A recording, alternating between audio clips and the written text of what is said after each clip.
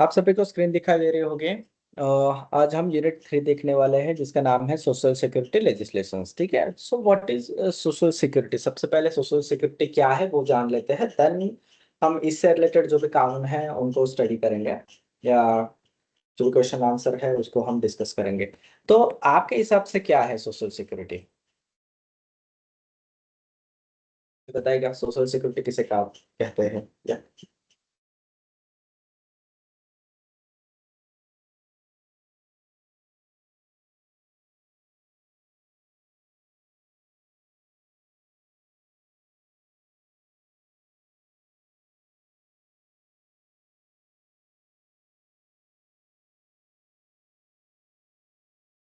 Okay.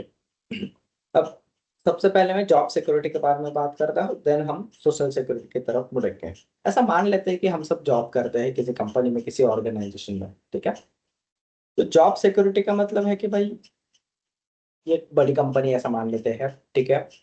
और यहाँ से एम्प्लॉय को हटाया नहीं जाता है अनलेस कि बहुत बड़ा ही मिसकंडक्ट हुआ हो या कुछ क्राइम हुआ हो, ठीक है। मतलब मेरा जॉब जाने के चांसेस बहुत कम है, मेरे पास स्किल्स भी है, ठीक है। और ये सारी चीजें हैं, ठीक है। तो इसे क्या कहते हैं, जॉब सिक्योरिटी कहते हैं। अब दूसरा एग्जांपल मैं देता हूँ। अब एग्जांपल लेते हैं गवर्नमेंट ऑर्गेनाइजेशन का। अब चाहे सेंट्रल गवर्नमेंट हो चाहे स्टेट गवर्नमेंट हो, आप सभी को पता है कि वहां पर जॉब सिक्योरिटी मतलब 100% श्योर है, मतलब वहां एक बार आपकी नौकरी लग जाए, ठीक है, चाहे कोई भी डिपार्टमेंट हो चाहे कोई भी डिजिग्नेशन हो, उस जॉब से निकाला जाना ऑलमोस्ट इम्पॉसिबल है, राइट। तो वहां पर क्या हो गया, आपका जॉब सिक्योरिटी क्रिएट हो गया, 1000%, 100% आप कह सकते हो। तो वो होता है जॉब का सिक्योरिटी। आज का यूनिट है सोशल सिक्योरिटी के बारे में। So what is social security. अब सोशल है मतलब सामाजिक, ठीक है, समाज से रिलेटेड है। जहाँ पर हम जीते हैं, हमारा घर है, जहाँ पर हम काम करते हैं, ये सब क्या है, ये समाज है। समाज में लोग हैं, एनवायरमेंट है, ये सारी चीजें हैं। तो उस समाज में हमें जीने के लिए, उस समाज में रहने के लिए जो भी चीजें चाहिए, रोटी कपड़ा मकान, ये तो है। उससे अलावा और भी जो चीजें चाहिए, उसकी सिक्योरिटी, ठीक है, उसे हम सोशल सिक्योरिटी कहते हैं।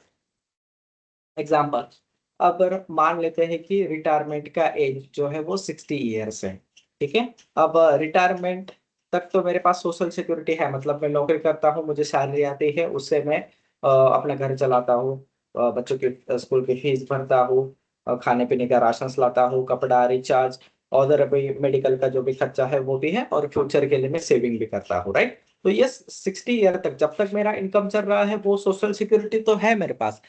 व्हाट अबाउट आफ्टर रिटायरमेंट, जैसे ही मेरा 60 एज हो जाएगा उसके बाद क्या, ठीक है, उसके बाद मेरा घर कैसे चलेगा, ठीक है। उसके बाद मैं भी जॉबलेस हूँ, मेरी इनकम आना बंद हो जाएगी, तो मेरे भी खर्चे रहेंगे क्योंकि खर्चे तो रुकते नहीं है। आप समझ रहे हो बात को। फिर ओल्ड एज होने के बाद मेडिकल के खर्चे भी बढ़ जाते हैं, तो वो खर्चे किस में से निकले, उसके सिक्योरिटी का क्या। आप समझ रहे हो बात को। तो इसके लिए सोशल सिक्योरिटी रहता है। तो फिर ये सोशल सिक्योरिटी कौन हमें देता है, एग्जाम्पल जैसे कि प्रोविडेंट फंड। तो ये क्या है, एक सोशल सिक्योरिटी है कि भाई आपके रिटायरमेंट के बाद आपको ये कुछ कॉर्पस मिलेगा, कुछ अमाउंट मिलेगा, इससे आप आपके लाइफ टाइम का गुजारा कर सकते हो आफ्टर द रिटायरमेंट, ठीक है। तो ये होता है सोशल सिक्योरिटी का एक एग्जाम्पल। तो इससे रिलेटेड जो भी है सोशल सिक्योरिटी से concerns, laws acts rules regulations, तो वो हम आज स्टडी करने वाले हैं, ठीक है। अब आपको सोशल सिक्योरिटी के बारे में कुछ डाउट है तो ये आप मुझे कह सकते हो। और सोशल सिक्योरिटी में पीएफ बस एक एग्जांपल है, उसमें ग्रेजुइटी भी आता है, उसमें बहुत सारी चीजें भी है, ठीक है। सोशल सिक्योरिटी क्या है, आई होप आपको क्लियर हो गया होगा। अब उसमें सबसे पहला जो एक एक्ट आता है वो है एम्प्लॉयज कंपेंसेशन एक्ट, 1923 में ये लाया गया था। अब इसका लाने का मकसद क्या था, क्योंकि ये अगर ईयर देखोगे आप 1923, तो ये क्या है, प्री इंडिपेंडेंस एरा है, मतलब ये ब्रिटिश राज में ही ये कानून लाया गया।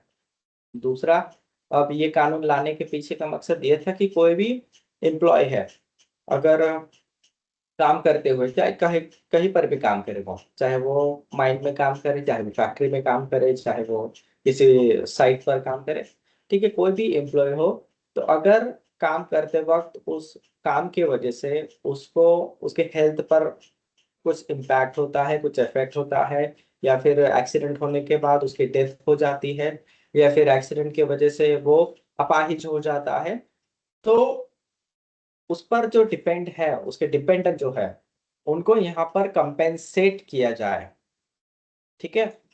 तो आप समझ रहे हो, तो इसलिए ये कानून लाया गया था। तो इसलिए इसका नाम एम्प्लॉयज कंपेंसेशन 19 एक्ट 1923 है। अब इसमें क्या है वो आगे हम देखेंगे। उसके बाद एम्प्लॉय स्टेट इंश्योरेंस एक्ट है। अब हेल्थ इंश्योरेंस के लिए यहाँ पर ये एक्ट लाया गया था। उसके बाद provident fund and miscellaneous provision act 1952, फिर maternity benefit act, payment of graduate act और पब्लिक लायबिलिटी इंश्योरेंस एक्ट 1991। अब ये सारे एक्ट हम एक एक करके स्टडी करेंगे। मीनवाइल आपको कोई भी डाउट है, यू कैन रेज हैंड, आप माइक अनम्यूट करके क्वेश्चन भी पूछ सकते हो मुझे। एक इन सब एक्ट का मैंने आपको पीडीएफ ऑलरेडी डाल दिया है।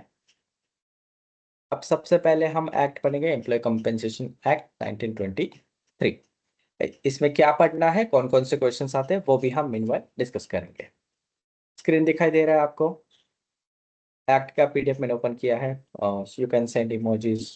Yes, thank you. Okay, act का नाम है the employees compensation act 1923। Arrangement of section देखेंगे कौन कौन से सेक्शन है, कितने सेक्शन है। हमें क्या पढ़ना है, सेक्शन 1 2 कंपलसरी रहता है, आप सभी को पता है। इसमें डेफिनेशन दी जाती है और टाइटल दिया जाता है। उसके बाद ये कहाँ कहाँ पर लागू होगा, इसका सब्जेक्ट जुरिस्डिक्शन या एरिया एप्लीकेशंस दिया जाता है इसमें सेक्शन 1 में। चैप्टर 2 एम्प्लॉयज कंपेंसेशन, ये 3 employers liability for compensation important है। Amount of compensation section 4 important है, लिख लेना। 4A compensation to be paid when due and penalty for default. Section 5 method of calculating wages. Section 6 review communication. अब ये 3 से लेके 5 तक जो सेक्शन है ये इंपॉर्टेंट है, एग्जाम के लिए तो है ही है, लेकिन प्रैक्टिकल भी इंपॉर्टेंट है। बहुत लोग जब कंपेंसेशन कैलकुलेट होता है तब कंफ्यूज हो जाते हैं कि किस तरीके से कैलकुलेट करें। और हाँ, ये स्टेट वाइज डिफर भी हो सकता है, उसके डिजिग्नेशन उसके सैलरी वाइज डिफर डिफर करता है, ये भी याद रखना। जितना किसी प्लांट के हेड को कंपेंसेशन मिलता है, उतना लेबर को नहीं मिलता है, क्योंकि उनका जो सैलरी का बेसिक रहता है वो उसमें डिफरेंस रहता है, ये भी याद रखना, ठीक है। तो उस हिसाब से कैलकुलेशन होता है। नेक्स्ट, उसमें सीनियोरिटी भी कंसिडर की जाती है, इसमें हम फॉर्मूलाज में देखेंगे किस बिहाफ पर ये कैलकुलेशंस किया जाता है। अब ये 1923 का एक्ट है, तो उस हिसाब से वो कैलकुलेशन दिया जाता है। और उसके बाद जो लेबर डिपार्टमेंट है टाइम टू टाइम इसको अमेंड करते हैं, इसका जो वेजेस का कैलकुलेशन रहता है उसका फॉर्मूला और उसकी जो अमाउंट है वो टाइम टू टाइम बढ़ाते जाते हैं, ये भी याद रखना है, ठीक है। या फिर हम कह सकते हैं कि चेंज करते हैं, ऐसा कह सकते हैं। उसके बाद section 7 communication of half monthly payments commutations. Section 8 distribution of compensation. Section 9 compensation not to be assigned, attached or charged, notice claim. Section 10. Section 10 is power to require from employer statement regarding fatal accidents. 10B report of fatal accident and serious bodily injuries. Section 11 medical examination. 12 contracting. Section 13 remedies of employer against stranger. Section 14 insolvency of employer. Section 14A special provision relating to masters and seamen. Section 15A special provision relating to captains and other member of crew of aircraft। तो सोचिए यहाँ पर seaman की बात हो रही है, यहाँ पर एयरक्राफ्ट की बात हो रही है। तो इस कंपेंसेशन का जो कवरेज है, अब वो सारे के सारे ऑक्यूपेशन के जो एम्प्लॉयज है, चाहे वो कोई भी काम करता रहे, ठीक है, तो उनको ये मिलता है, याद रखना। तो उनका भी कवरेज इसमें आ गया है। Section 15B special provision relating to employees abroad of companies and motor vehicles. 16 return as a compensation. Contracting out. Section 8 duty of employer to inform employee of his rights. Section 18 repeal कर दिया गया है। Section 18 है penalties. Chapter 3 commissioners important. Section 19 reference to commissioner, appointment of commissioner, venue of proceeding and transfer, form of application, power of commissioner. Section 23, power of procedure of commissioner, appearance of parties, method of recording evidence, time limit disposal of cases relating to compensation. 26, cost. 27, power to submit eases, registration of agreements, appeals, recovery, rules, power of the state government to make rules. Yes, section 30.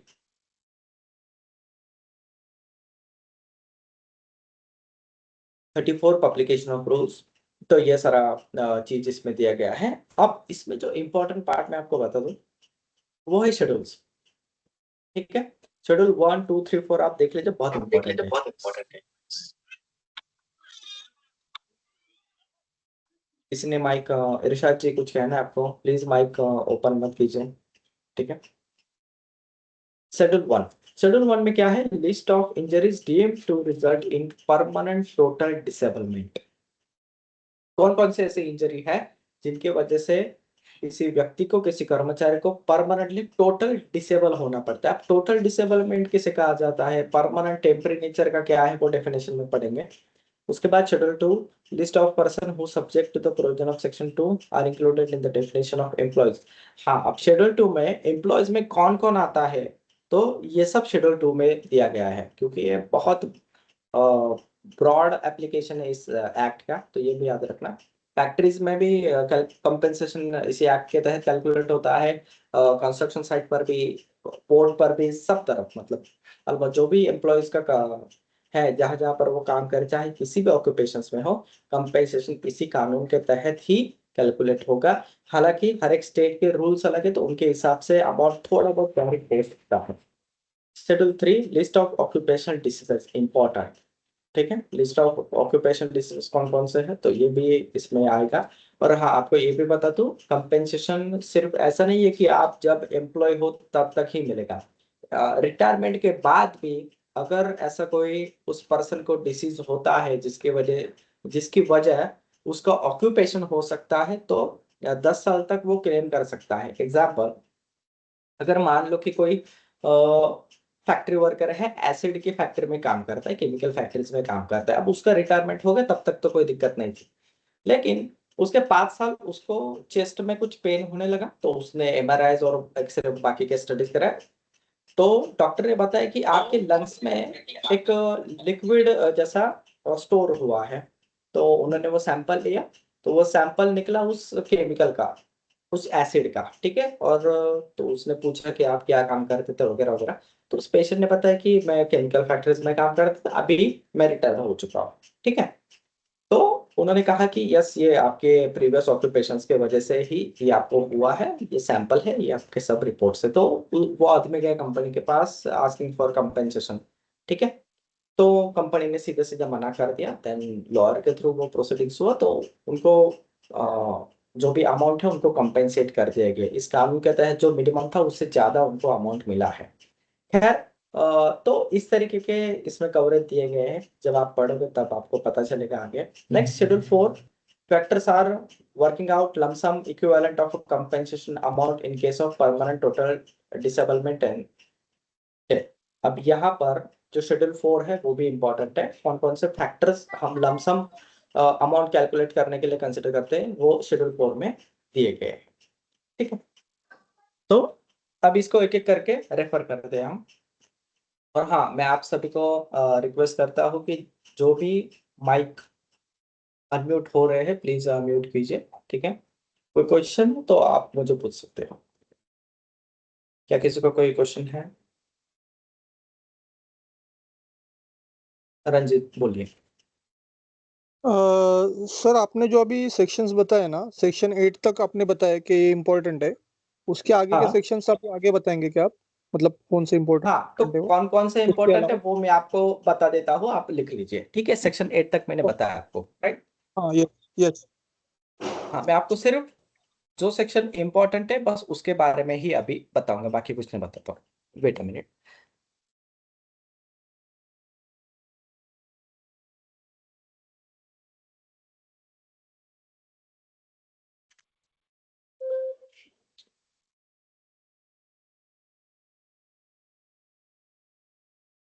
बस उतना ही है। Exam के हिसाब से मैं important बता रहा हूँ। वैसे तो सारे ही सेक्शन इंपॉर्टेंट रहते हैं, लेकिन एग्जाम के हिसाब से सेक्शन 8 तक इंपॉर्टेंट है, ठीक है। ओके और ओके सर। दूसरा सेक्शन 20 लिख लेना एक बार, अपॉइंटमेंट ऑफ कमिश्नर्स, ठीक है। Section 20 okay appointment sir. Of commissioners, that's it. और ओके किसी सर। को कोई डाउट है? बोलिए राम जी, बोलिए।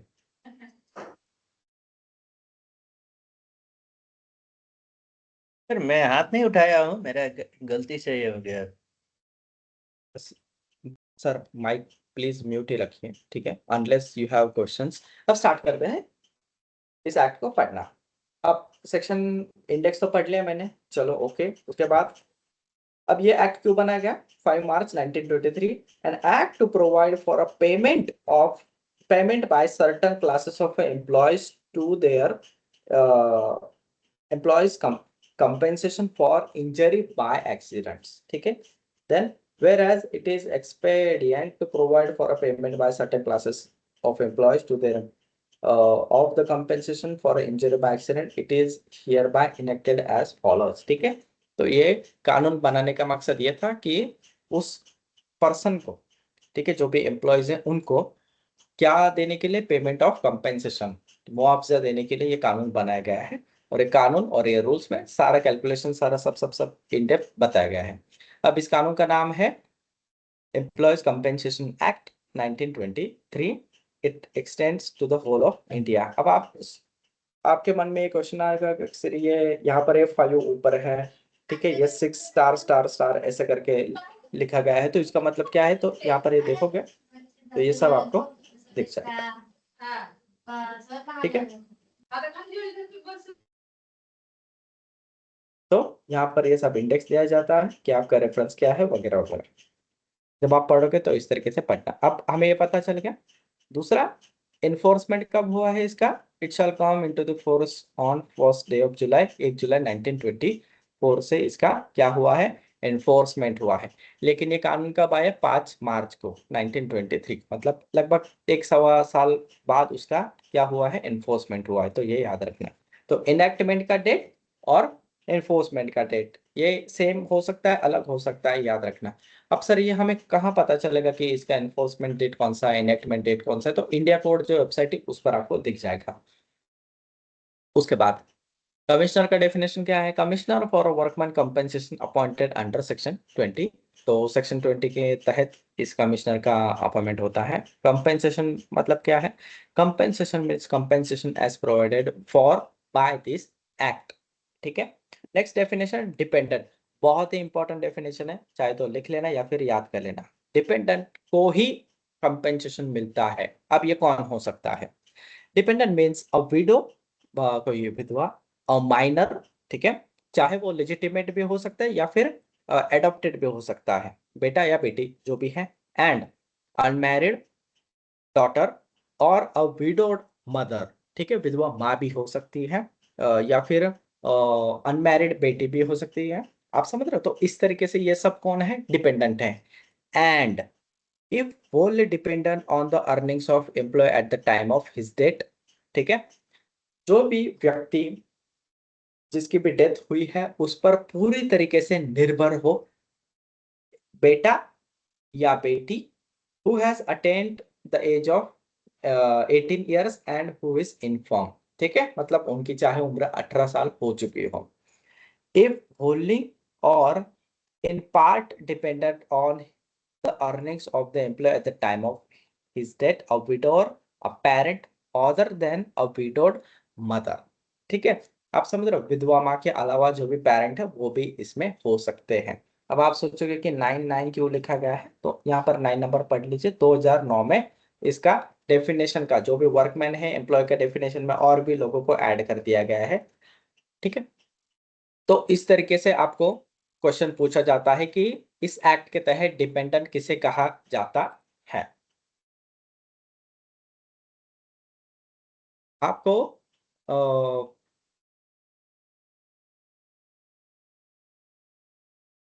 एक second,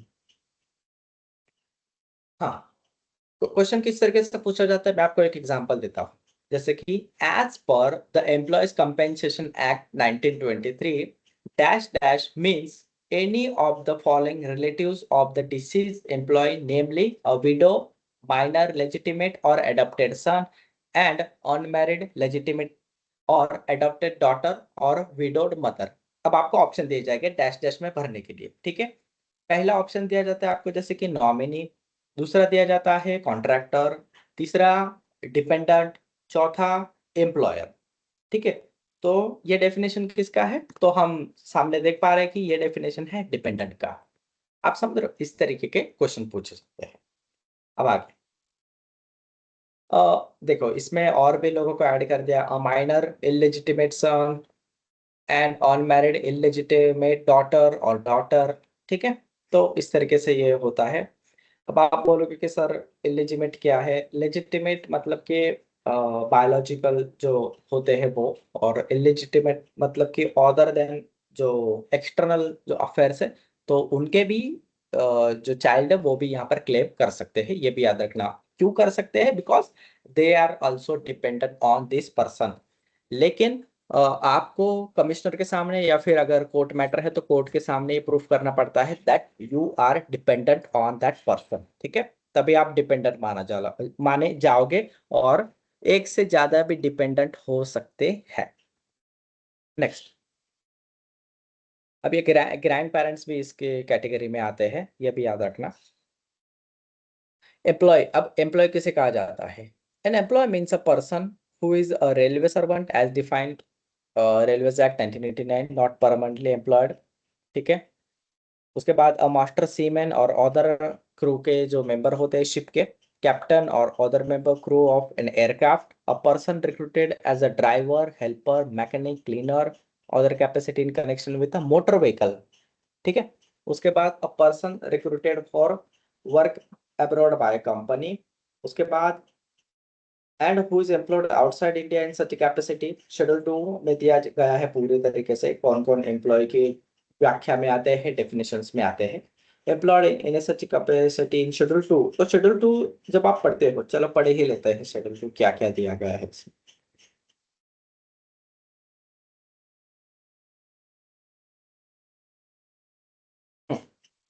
List of a person who subject to the provision of this act are included in the definition of employees, तो ये सब डेफिनेशन के कैटेगरीज में आते हैं। Employed for the purpose of making, altering, repairing, ornamenting, finishing, मतलब जो diamond industry में काम करते हैं, ज्वेलरी इंडस्ट्री में काम करते हैं, वो भी इसमें आते हैं, ठीक है।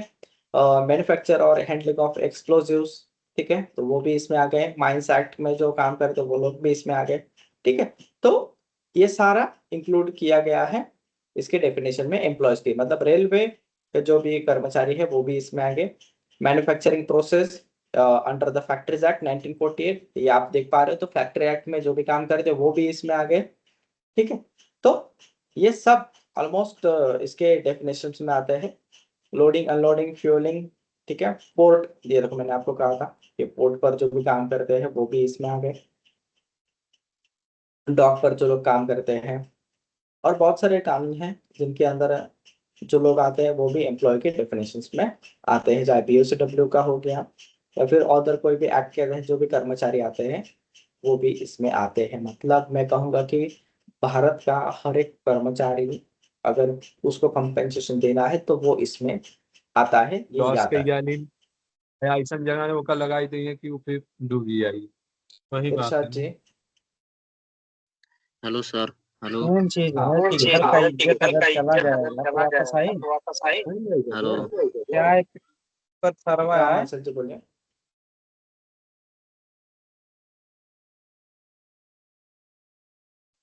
हेलो। हाँ इरशाद जी बोलिए। हाँ जी सर, मैं ये कह रहा था कि डिपेंडेंट में सर आपने बोला कंपनसेशन मिलती है विधवा बीवी को या फिर अनमैरिड डॉटर या अनमैरिड सन को भी मिलता होगा सर। हाँ ऑफ कोर्स।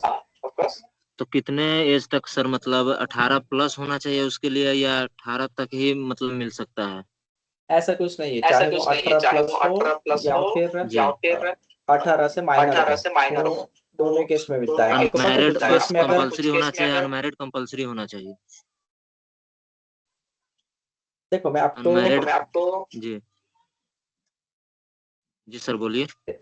ऋषभ जी पहले तो डिपेंडेंट का डेफिनेशन पढ़ लेते हैं कौन जी। हो सकता है और डिपेंडेंट एक से ज्यादा भी हो सकते हैं। Yes sir. एग्जांपल मान लो कि किसी कोई साइट है construction site, yes sir.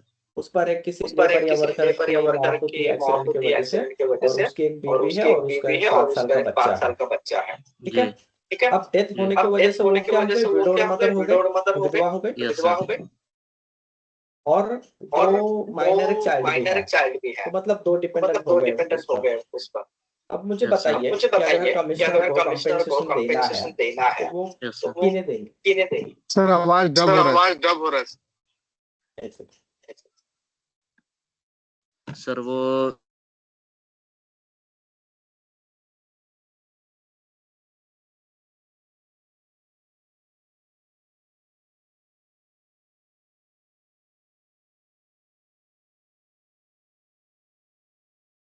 Okay, मैं क्या मेरा आवाज डबल आ रहा था ऋषभ जी ने जब माइक ओपन किया था तब? दो आवाज आ रहे थे। Yes sir. Yes sir. जी अब ठीक आ रहा सर। Thank you. एक करके मैं सबके जवाब देता हूँ। अब मैंने जो केस स्टडी बताया था कंस्ट्रक्शन साइट वाला, तो उसमें 2 लोग डिपेंडेंट थे, लेकिन कंपेंसेशन मिलेगा उस पर्सन की बीवी को। Why? Because she is capable and she is directly dependent. अब बेटा जो है वो पार्शियली डिपेंडेंट है। कैसे? क्योंकि बेटा अपने मदर पर भी डिपेंडेंट है और अपने फादर पर भी डिपेंडेंट है। आप समझ रहे हो? तो ये केस होता है। दूसरा, अगर मान लो कि उस पर्सन का सिर्फ एक ही पर्सन मतलब एक ही बेटा है जो कि 10 साल का है और उस पर्सन की मौत होती है, तो उस केस में एक प्रोविजन दी जाती है कि उस बच्चे के नाम पर एक एफडी कराई जाती है बैंक में। ठीक है, और उसको कुछ पेमेंट का हर साल कुछ दिया जाता है, जैसे कि स्टडी के लिए, खाने पीने के लिए। जैसे ही वो बच्चा, चाहे बेटा हो या बेटी हो, 18 साल का कंप्लीट होता है, तो वो उसको सब ट्रांसफर किया जाता है। बाद में वो उसके पास सारे अधिकार आ जाता है कि वो किस तरीके से उसका इस्तेमाल करे। तो ये भी प्रोविजन एक्ट में दिया गया है, तो ये भी याद रखना। मुलायम जी, आपका कोई क्वेश्चन था?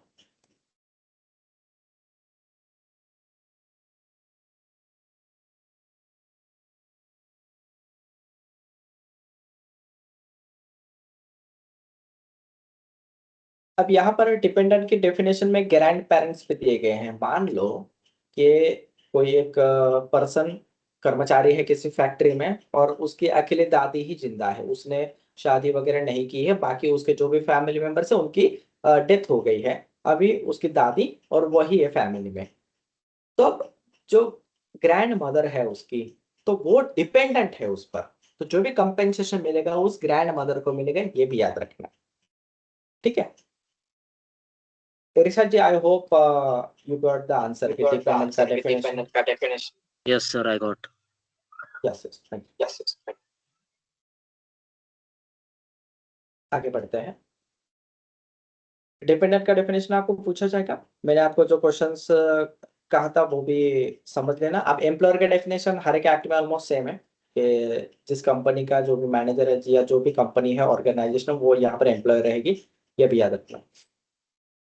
अब आपके सामने जो डेफिनेशन है वो यहाँ पर बहुत इंपॉर्टेंट है। सबसे पहले डेफिनेशन है माइनर की। माइनर किसे कहा जाना चाहिए? 18 साल के कम जिसकी उम्र है उसको माइनर कहा जाता है। पार्शियल डिसेबलमेंट किसे कहा जाता है? ठीक है, अब एक्चुअली ये जो है ये कंपेंसेशन एक्ट में आता है और आप देखोगे तो जो अपना ईएसआईसी जो एक्ट है उसमें भी इसका डेफिनेशन दिया गया है। ठीक है, तो आपको क्वेश्चन किस तरीके से पूछा जाएगा ये मैं आपको बता दूं कि टोटल डिसेबलमेंट कब कहा जाता है, पार्शियल टोटल डिसेबलमेंट कब कहा जाता है, टेम्पररी परमानेंट डिसेबलमेंट कब कहा जाता है, उसका डेफिनेशन कंपेंसेशन एक्ट से ही पढ़ेंगे। सबसे पहला जो डेफिनेशन है उसका नाम है पार्शियल डिसेबलमेंट। किस कब कहते हैं? Where the disablement is of the temporary nature, such a disablement has reduced the earning capacity in any employment in which he was engaged at the time of accident resulting in the disablement, and where the disablement is permanent nature, such a disablement as reduce his earning capacity in every employment which was capable of undertaking at the time. Example के तौर पर आपको partial disablement में समझाता हूँ। अब मान लो कि कोई लेबर है यहाँ पर आपके साइट पर या फिर आपकी फैक्ट्री में जो कि कारपेंटर का काम करता है, ठीक है, और एक दिन कारपेंटर का काम करते हुए उसका एक्सीडेंट हुआ और उसके लेफ्ट हैंड की, ठीक है, लेफ्ट हैंड की 2 उंगलियां कट हो गई, एम्पूट हो गए परमानेंटली, राइट। अब उसके वजह से वो पहले जितना 100% उसका कारपेंटर का जो काम करता था अभी वो नहीं कर सकता है, राइट। क्यों? क्योंकि उसके 2 उंगलियां कट हो गई है लेफ्ट हैंड की। लेकिन हम ये भी नहीं कह सकते कि पूरी तरीके से ही टोटल डिसेबलमेंट नहीं है, वो पार्शियल डिसेबल वो बंदा, वो क्या है, पार्शियल डिसेबलमेंट है, वो टोटल डिसेबल नहीं है। शायद अभी आप समझ पा रहे हो, चाहे वो टेम्पररी नेचर का हो या परमानेंटली हो, ठीक है, तो उसे हम क्या कह सकते हैं, पार्शियल डिसेबलमेंट। तो जो कारपेंटर है या जो वर्कर है वो पूरी तरीके से डिसेबल नहीं। अब आपको मैं दूसरा एक एग्जांपल देता हूँ टोटल डिसेबलमेंट का। अब एक वर्कर प्रेस मशीन पर काम करता है और प्रेस मशीन का सेंसर थोड़ा सा ब्रेकडाउन था, इसीलिए वो बाईपास कर दिया गया गार्ड का सेंसर, और वो काम करते करते उसके दोनों के दोनों हाथ कट हो गए, मशीन में एक्सीडेंट हुआ उसके वजह से। अब उसके दोनों ही हाथ एम्पूट हो चुके हैं। अब ये बंदा किसी भी जॉब में किसी भी तरीके का कोई भी काम नहीं कर सकता है, तो उसे हम टोटल डिसेबलमेंट कहते हैं। तीसरा एग्जांपल, कोई लेबर हाइट पर से ऊपर से गिरा और उसकी रीढ़ की हड्डी टूट गई, ठीक है, अब वो टोटल डिसेबल है, अब वो किसी तरीके का कोई भी काम नहीं कर सकता है। तो पार्शियल डिसेबलमेंट और टोटल डिसेबलमेंट में शायद आपको अभी फर्क क्लियर आ रहा होगा। अब मैं एक और एग्जांपल आपको दूंगा, मुझे मैसेज में आंसर देना, ठीक है।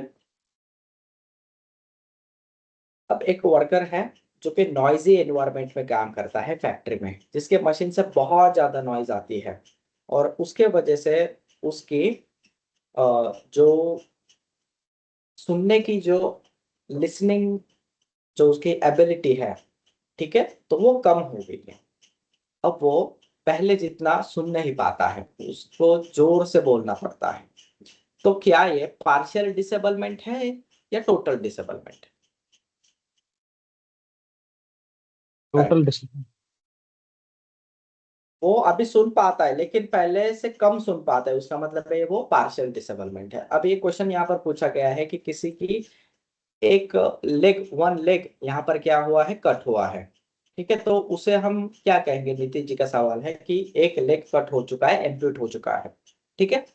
तब अब नीतीश जी मुझे आप ही आंसर दीजिए इस क्वेश्चन का, क्या वो बंदा काम कर सकता है क्या? पहले जितना नहीं लेकिन थोड़ा बहुत क्या वो काम कर सकता है क्या, किसी अलग टाइप का? जैसे कि एग्जांपल देता हूं मैं, क्या वो क्लरिकल वर्क, टाइपिंग का वर्क कर सकता है? यस और no Nitish ji? Yes sir कर सकते या हैं। कर सकता है ना, मतलब वो यस कुछ तो काम कर पार्शियली। सकता है, तो इसका मतलब यस यस वो पार्शियल डिसेबलमेंट। Right sir. शायद अभी आप समझ पा रहे हो कि मुझे क्या कहना है कि टोटल डिसेबलमेंट यस कब कहा यस जाता है और पार्शियल डिसेबलमेंट कब कहा जाता है। अब एक और टर्म मैं आपको सिखाने जा रहा हूँ जिसका नाम है टेम्पररी और परमानेंट, ठीक है। अब मैं जो एग्जांपल दिया था पहले, जो कान का जो उनका हियरिंग या ऑडिबल जो भी एबिलिटी है वो कम हो चुके हैं, ठीक है, कि अभी उनको कम सुनाई देता है, तो डॉक्टर के पास दिखाने चले गए कि भाई क्या हुआ है, मुझे कम सुनाई देता है, लोगों को चिल्लाना पड़ता है मुझसे बात करने के लिए। अब डॉक्टर बोले कि सर इसका ट्रीटमेंट है, कुछ एक छोटा सा सर्जरी है, माइनर सर्जरी है, आप वो करा लीजिए और आप 6 महीनों में आपका पहले जितना जो अर्निंग एबिलिटी था, जो भी लिसनिंग एबिलिटी था, ऑडिबल जो लेवल था आपका, वो रीच कर पाओगे।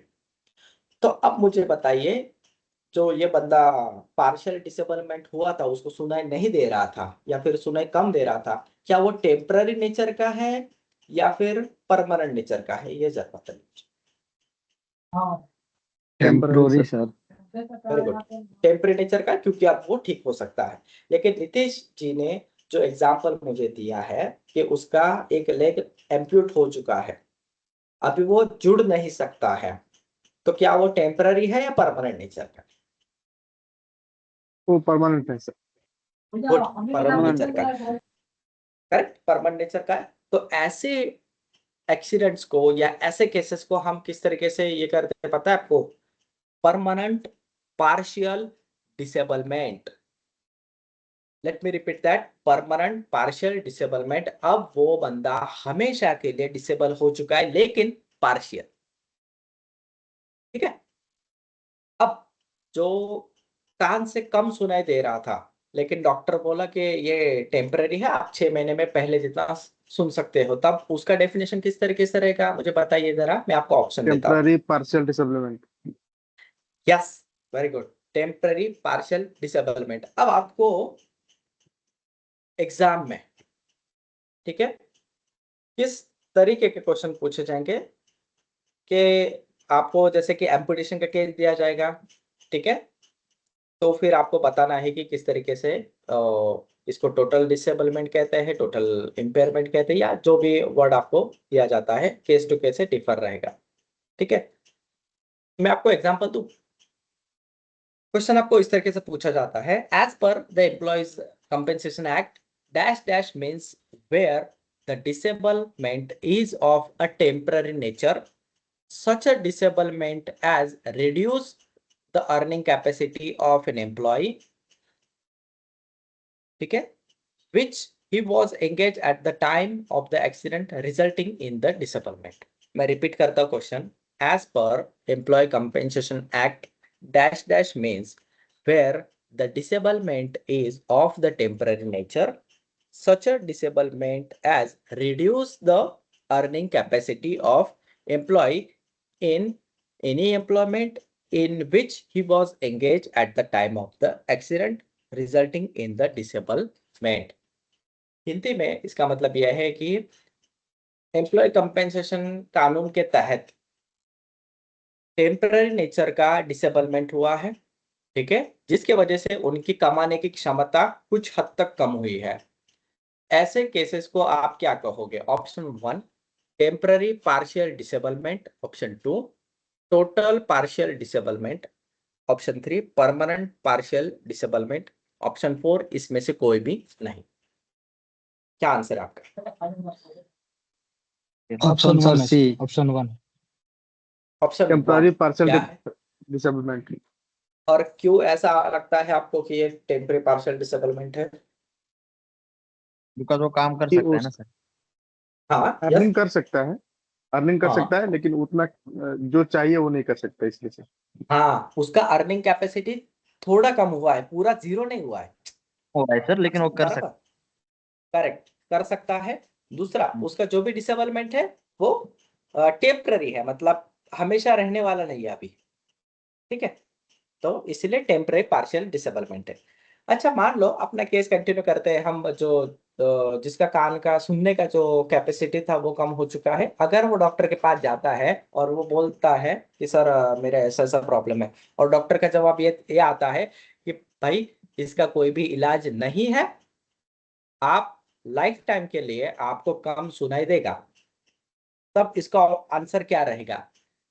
Temporary partial permanent disablement partial या फिर yes permanent permanent partial. Partial disablement. Very good. Permanent. तो अभी आप समझ पा रहे हो कि कौन से एक्सीडेंट को किस तरीके से कैटेगराइज करना चाहिए। गुड, आगे बढ़ते हैं।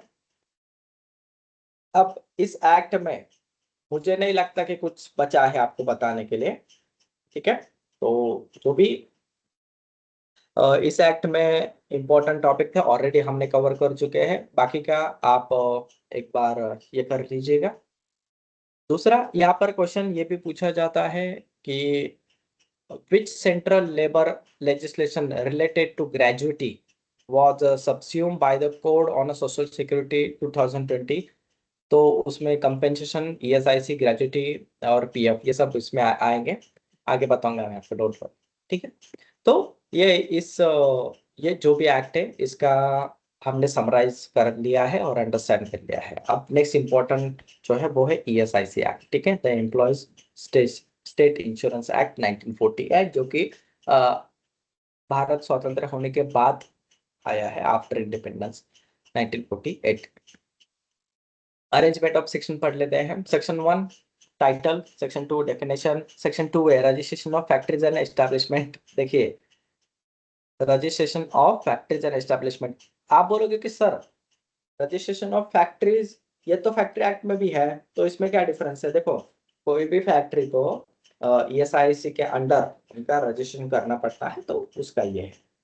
उसके बाद और यहाँ पर सिर्फ फैक्ट्रीज नहीं, यहाँ पर एस्टैब्लिशमेंट की भी बात हो रही है। Chapter 2 corporation standing committee medical benefit council, मतलब ESIC employ state insurance corporation का जो गठन हुआ है, एस्टैब्लिशमेंट हुआ है, वो इस कानून के तहत हुआ है। उसके बाद कॉन्स्टिट्यूशन ऑफ कॉर्पोरेशन, अब इसमें इंपॉर्टेंट क्या है मैं आपको बता देता हूँ। Section 1, section 2, section 2A, section 3, उसके बाद सेक्शन 5 इंपॉर्टेंट है, टर्म्स ऑफ ऑफिस में ऑफ मेंबर ऑफ कॉर्पोरेशन, ठीक है। उसके बाद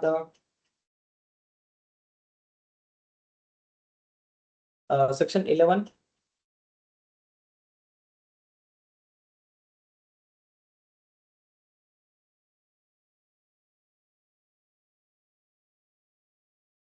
सेक्शन 25,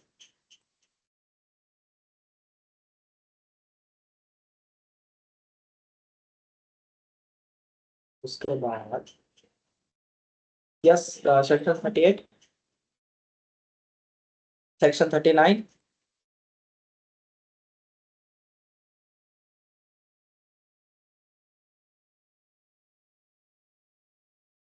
अब जब मैं आपको सोशल सिक्योरिटी पढ़ा रहा था, देखो तब रिटायरमेंट का मैंने एग्जांपल दिया आपको, कंपेंसेशन का एग्जांपल दिया, जैसे कि कुछ डेथ हो जाती है, एक्सीडेंट हो जाता है।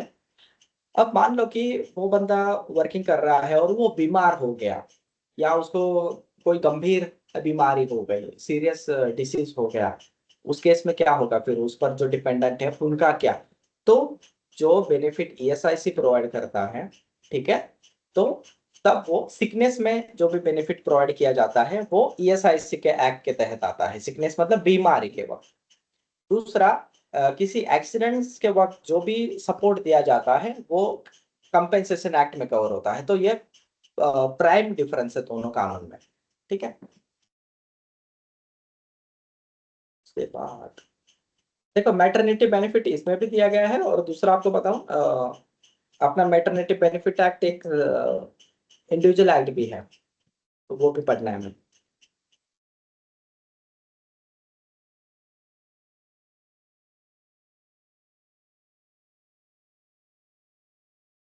सेक्शन 54, सेक्शन 52A, सेक्शन 52,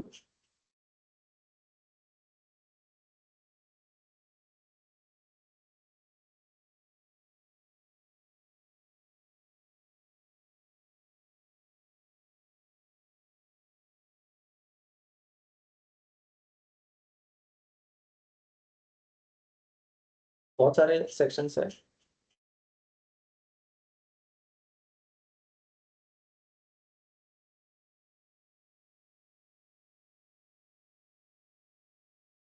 अब इंपॉर्टेंट सेक्शन देख ले, अब ये क्या है वो देख लेता हूँ। An act to provide certain benefit to the employees in case of sickness, maternity and employment injury and make a provision for certain other in relation thereto. मैंने आपको जैसे कहा था कि ये प्योरली एक्ट इसलिए बना है कि जो भी एम्प्लॉय है, जो भी कर्मचारी है, अगर वो बीमार होता है तो उस केस में उसको बेनिफिट प्रोवाइड करने के लिए। दूसरा है मैटरनिटी, मैटरनिटी मतलब कि मातृत्व, जो कोई लेडीज के डिलीवरी वगैरह के वक्त जो भी बेनिफिट उनको दिया जाता है, मैटरनल बेनिफिट्स, तो वो इस एक्ट के तहत दिए जाते हैं। तीसरा है एम्प्लॉयमेंट इंजरी, मतलब काम करते हुए कोई भी इंजरी वगैरह होती है तब ईएसआई के थ्रू ही या उनको बेनिफिट प्रोवाइड किया जाता है। अब ये जो भी बेनिफिट की बात हो रही है, ये मेडिकल और हेल्थ बेनिफिट की बात हो रही है, याद रखना, ठीक है। नेक्स्ट उनका सैलरी उनको दिया जाता है, ना कि कंपेंसेशन, ठीक है। तो कंपेंसेशन भुगतान जो है वो अलग है इसमें, याद रखना। अब इंजरी लगने के बाद क्या होता है कि उनका जो भी सैलरी है वो भी चलता रहता है, दूसरा उनका जो भी मेडिकल का खर्चा है वो भी ईएसआई एक्ट में कवर होता है। ठीक है, तो ये याद रखना। तो ये दोनों अलग अलग है। नेक्स्ट है, इसका टाइटल क्या है, the employees state insurance act 1948। It extends to the whole of India, centre का एक्ट है। उसके बाद एनफोर्समेंट वगैरह देख लीजिएगा, और कहाँ पर ये अप्लाई होता है वो हम पढ़ लेते हैं। It shall apply in the first instance to the all factories including factories belonging to the government. तो गवर्नमेंट फैक्ट्रीज में, दूसरा है अदर देन सीजनल फैक्ट्रीज। ठीक है, उसके बाद provided that nothing contain the appropriate government may, in consultations with the corporations, state government, extend to the provision any other establishment, classes of establishment, industrial, commercial, agriculture or otherwise। ठीक है, तो उनको भी ये बेनिफिट प्रोवाइड किया जाता है। अब रजिस्ट्रेशन का जब हम सेक्शन पढ़ेंगे तब आपको पता चलेगा कि कितने एम्प्लॉयज होने के बाद इसका रजिस्ट्रेशन करना जरूरी है। ठीक है, अप्रोप्रिएट गवर्नमेंट आप सभी को पता है कि क्या है। कंट्रीब्यूशन, जहां जहां पर वर्ड आएगा उसका मतलब होता है कि sum of money payable to the corporation. जो भी कॉर्पोरेशन है ईएसआईसी जो है उसको पैसा देना पड़ता है। कौन पैसा देता है, प्रिंसिपल एम्प्लॉयर देता है in respect to of an employee. ठीक है, और एम्प्लॉय के पार्ट से भी वहां पर वो अमाउंट डिडक्ट होता है, याद रखना। जहां जहां पर कॉर्पोरेशन वर्ड आएगा उसका मतलब होता है ESIC, employ state insurance corporation. Dependent का डेफिनेशन यस इसमें वही दिया गया है, आप पढ़ सकते हो। Employment injury. Employment injury means a personal injury to an employment caused by an accident or occupational disease arising out in the course of his employment, being an insurable employment, whether accident occurs or occupational diseases is contracted within or outside the territorial limits of India, चाहे वो India के अंदर हो या फिर India के बाहर हो। नेक्स्ट इंपॉर्टेंट डेफिनेशन एम्प्लॉय, वो पढ़ लेना। एम्प्लॉय किसे कहा जाता है, any member of Indian naval, military और एयरफोर्स। अब ये क्या है, एम्प्लॉय में कौन आता है और कौन नहीं आता है। एम्प्लॉय के डेफिनेशन में ऊपर वाले सब आएंगे बट डज नॉट इंक्लूड।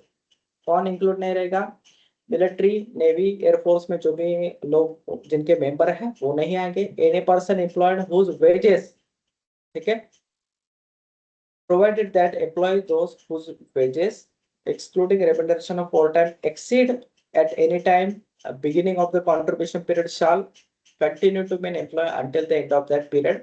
अब यहाँ पर स्टेट गवर्नमेंट जो एक वेज का कैप जो डिसाइड करता है, एग्जांपल दो, मैं महाराष्ट्र की अगर बात करूं तो यहाँ पर 21,000 का इसका ईएसआईसी का कैप डिसाइड है।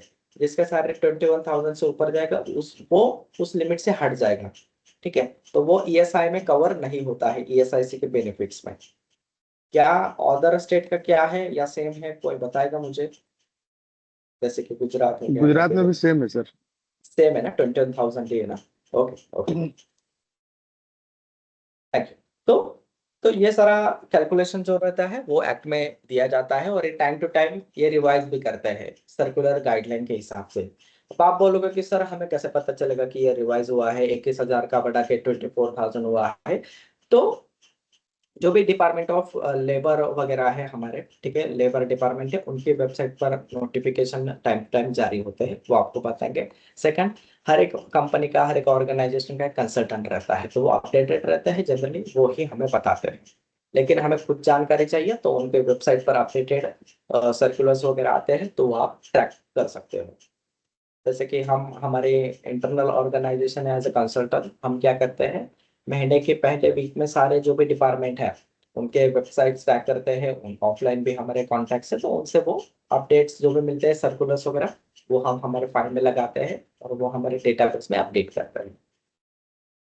आगे फैमिली एग्जम्प्टेड एम्प्लॉय क्या है, it means employ who is not liable under this act, उसे हम एग्जेम्प्टेड एम्प्लॉयज कहते हैं, चाहे किसी भी रीजन से हो। फैमिली मीन्स किसे कहा जाता है, तो ये सब डेफिनेशन दिया गया है फैमिली का।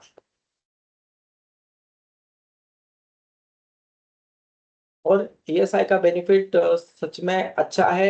हाँ, उसमें शायद वक्त लग सकता है, आई एग्री, लेकिन ये बहुत ही अच्छा कानून है। जिसके वजह से बहुत हेल्पफुल हुआ है। और मैंने देखा है मेरे जूनियर्स वगैरह उनको भी इससे बेनिफिट हुआ है। वो ओपीडी भी इससे कवर है। अगर आपके सिटीज में या जहां पर भी आप काम करते हो ईएसआई का अच्छा अगर हॉस्पिटल या फिर ओपीडी है वहां पर, तो वहां पर जाके आप बेनिफिट ले सकते हो। आप मतलब जो भी आपके जूनियर्स है, टीम मेंबर्स है, लेबर है, वर्कर है, ठीक है। अब डेफिनेशन ये पढ़ लीजिएगा। Permanent partial disablement means such a disablement of a permanent nature as reduces earning capacity of a employee in every employment which he was capable of undertaking। ठीक है। अब ये परमानेंट नेचर का उसका कम हो चुका है। जैसे कि मैंने कहा है कि 2 उंगलियां कट गई है, ठीक है, कारपेंटर की, तो अभी वो जुड़ने वाले नहीं, मतलब वो परमानेंटली अभी एम्प्यूट हो चुके, कट हो चुके, तो उससे आप परमानेंट पार्शियल डिसेबलमेंट का है। परमानेंट टोटल डिसेबलमेंट मतलब कि जैसे कि परमानेंटली अभी वो कुछ भी काम नहीं कर सकता, कुछ भी कमा नहीं सकता है, तो उसे हम परमानेंट टोटल डिसेबलमेंट कहेंगे। तो ये 2 डेफिनेशंस पढ़ लीजिएगा, ये आपको पूछा जाता है। प्रिंसिपल एम्प्लॉयर का डेफिनेशन सेम है। आप पीओसीडब्ल्यू का ले लीजिए, फैक्ट्री का ले लीजिए। जनरली फैक्ट्री का प्रेफर किया जाएगा। सीजनल फैक्ट्रीज किसे कहा जाता है, जैसे कि कॉटन गिनिंग हो गया या फिर शुगर फैक्ट्रीज हो गया, रबर फैक्ट्रीज हो गया, कॉफी का मैन्युफैक्चरिंग हो गया, तो वो सीजनल फैक्ट्रीज आता है, एग्रीकल्चर वगैरह करके। तो उसका डेफिनेशन इसमें आ गया है। But does not exceeding 7 months. अगर साल में 7 महीने से ज्यादा अगर वो फैक्ट्री रनिंग रहता है तो उसे सीजनल फैक्ट्रीज नहीं कहा जाएगा, वो रेगुलर फैक्ट्री में आएगा और वो भी ईएसआई के अंडर कवर हो जाएगा। अब टेम्परेरी डिसेबलमेंट कब कहा जाता है, तो उसका डेफिनेशन इसमें दिया गया है। तो ये सारा पढ़ लीजिए। Next 2A, every factory or establishment to which this act applies shall be registered within such time in this manner as specified in the regulation made in this behalf। ठीक है, तो ईएसआई के रेगुलेशंस भी रहेंगे। जब आप website पर जाओगे इंडिया बोर्ड के, तो रेगुलेशन डाउनलोड कर लीजिएगा, आप पढ़ भी सकते हो। Establishment of employees state insurance corporation, तो सेंट्रल गवर्नमेंट ने इस कानून के तहत ईएसआईसी का गठन किया है हर एक स्टेट में, और रीजनल लेवल पर भी, डिस्ट्रिक्ट वगैरह लेवल पर भी इनका गठन हुआ। कॉन्स्टिट्यूशन ऑफ कॉर्पोरेशन बहुत इंपॉर्टेंट सेक्शन है, इसमें से पूछा जाता है। अब इस कॉर्पोरेशन में कौन कौन कमिटी में रहता है, चेयरमैन रहता है, वाइस चेयरमैन रहता है, not more than 5% to be appointed by central government, तो ये लोग रहते हैं। 1 पर्सन ईच रिप्रेजेंटिंग, तो ये सब पढ़ लीजिएगा। उसके बाद 10%, 10 लोग रिप्रेजेंटिंग फ्रॉम एम्प्लॉयर के साइड से, ठीक है, 10% रिप्रेजेंटिंग फ्रॉम एम्प्लॉय साइड। जैसे कि वर्कर के यूनियन रहता है ना, तो उसके 10 मेंबर रहेंगे। फिर कंपनी का एसोसिएशन रहता है फैक्ट्रीज का ऑर्गेनाइज, तो वो एसोसिएशन वाले रहेंगे। उसके बाद 2% रिप्रेजेंटिंग मेडिकल प्रोफेशन, डॉक्टर वगैरह, ये एमडी जनरली रहते हैं, सर्जन्स रहते हैं वो लोग। 3 मेंबर ऑफ पार्लियामेंट, एमपीज रहते हैं लोग, ठीक है। उसके बाद and 1 shall be member of Rajya Sabha के जो काउंसिल है वो रहता है। Director general of corporation, DG, बहुत इंपॉर्टेंट। अब ये सेंटर का हो गया ईएसआई का, और जनरली ईएसआईसी सेंटर का ही है। Term of office of members, तो ये टर्म दिया गया है, 4 साल का उनका टर्म रहता है कॉर्पोरेशन का। Eligibility of reappointment not important. Constitution standing committee का भी पढ़ लीजिएगा आप, सेक्शन 8 में इंपॉर्टेंट मार्क कर लीजिए।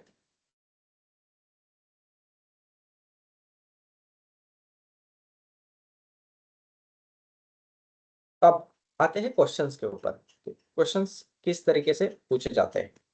सेक्शन 73 के ऊपर एक क्वेश्चन पूछा गया था, एग्जाम्पल एज पर ईएसआईसी सेक्शन 73। मैं आपको सेक्शन 73 पर ही लेके जाता हूँ।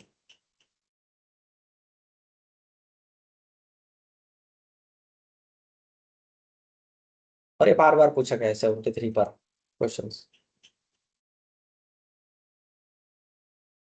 as per during the period of employment. As per section 73A, during the period of an employee is in receipt of a sickness benefit or maternity benefit.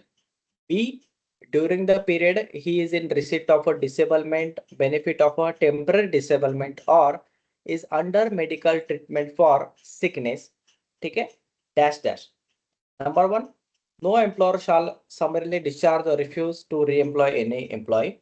Number 2, option 2, employer shall reduce or otherwise punish any employee merely for his own benefit and ready. Number 3, no notice of dismissal or discharge or re-employment of any employee during the period will be given without opportunity to be heard. Option 4, option A, B and C are true. Hindi version में आपको सुना देता हूँ। 70 section 73 के तहत, ठीक है, कोई भी एम्प्लॉयर, ठीक है, अगर कोई सिक है मतलब बीमार है या फिर मैटरनिटी बेनिफिट जैसे कि मैटरनल पीरियड चल रहा है उनका, ठीक है, प्रेगनेंसी डिलीवरी जो पीरियड है उस वक्त, या फिर एक्सीडेंट्स के वक्त वो टेम्परेरी डिसेबलमेंट हुआ है और उसका मेडिकल ट्रीटमेंट चल रहा है, तो कोई भी कंपनी उस पर्सन को काम से हटा नहीं सकती। ऑप्शन 2, जैसे कि उसके जगह पर कोई दूसरा आदमी नहीं भर सकती। तीसरा, उसको डिसमिस का नोटिस नहीं दे सकती। और चौथा ऑप्शन ये था कि ऑप्शन ए, बी एंड सी ये चारों ही सही है। अब आप मुझे बताइए कि क्या है, चारों में से कौन सा ऑप्शन रहेगा?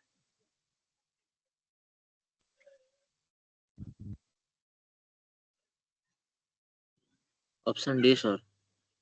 Yes, yes, option D. ना वो उसको काम से हटा सकता है ना। Correct, correct, option D. तो आपको शायद आइडिया आ रही होगी कि किस तरीके से सवाल पूछे जाते हैं, ठीक है। तो ये रहता है ईएसआईसी एक्ट।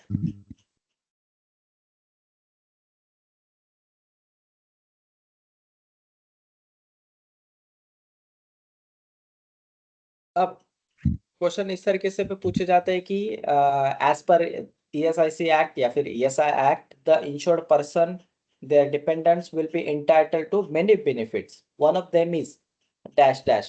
अब ऑप्शन आपको दिया जाता है जैसे कि periodical payment to an insured person in case of sickness, number 2 periodical payment to an insured woman in case of confinement of or miscarriage or sickness, ठीक है, arising out of pregnancy, confinement, premature birth of a child or maternity benefit। Option number 3, periodical payment to an insured person suffering disablement as the result of employment injury। Option 4, any one of the options A, B and C। मुलायम जी बोलिए, कोई question है? Sir exam का date कुछ final हुआ क्या अभी? और मेरा क्वेश्चन था। नहीं, वो तो 3 वीक पहले आ जाएगा, आपको बताया जाएगा। ओके ओके राइट सर, बाकी कुछ नहीं है सर। ठीक है, एग्जाम का टेंशन ना लो, एग्जाम बहुत आसान रहता है। जो मैं बताता हूँ वो सेक्शन करिए बस, बाकी कुछ नहीं है इसमें, ठीक है। दूसरा सब्जेक्ट जो है आपका प्रोसेस सेफ्टी मैनेजमेंट, इतना आसान है कि क्या बताओगे आप। ओके लेजिस्लेशन सबसे हार्ड है। अब ड्रॉबैक ये रहता है कि पहले सेमेस्टर में टाइम कम मिलता है। अब इसका जो आंसर है वो है ऑप्शन 4, ठीक है, इसमें से कोई भी। जैसे कि ईएसआई का बेनिफिट कब मिलता है? अगर कोई पर्सन बीमार है, जो भी इंश्योर्ड पर्सन है जिसका ईएसआईसी का रजिस्ट्रेशन हुआ है, उसका कंट्रीब्यूशन जा रहा है। नंबर 2, अगर मिसकैरेज हुआ है, प्रेगनेंसी के दौरान कोई लेडीज बीमार थी तो उसका मिसकैरेज हुआ है तो उसको भी उसका बेनिफिट मिलेगा, पीरियोडिकल पेमेंट मिलेगा। तीसरा, अगर कोई इंजरी हुई है, डिसेबलमेंट हुआ है, तब भी उसको पीरियोडिकल पेमेंट मिलता है। तो इस तरीके के सवाल पूछे जाते हैं एग्जाम में, ठीक है, अगर आप देखते हो तो।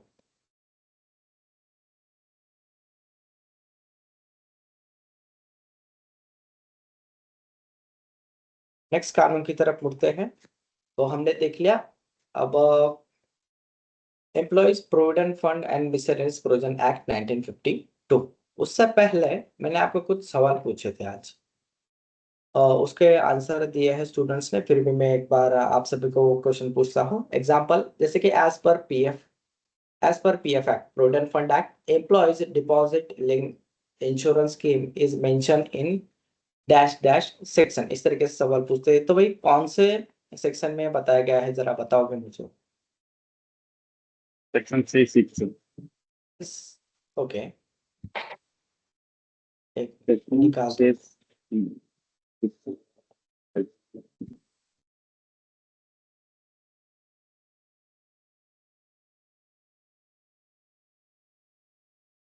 6 सेक्शन 6 में है।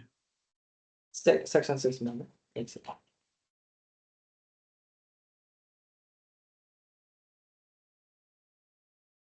हाँ जी।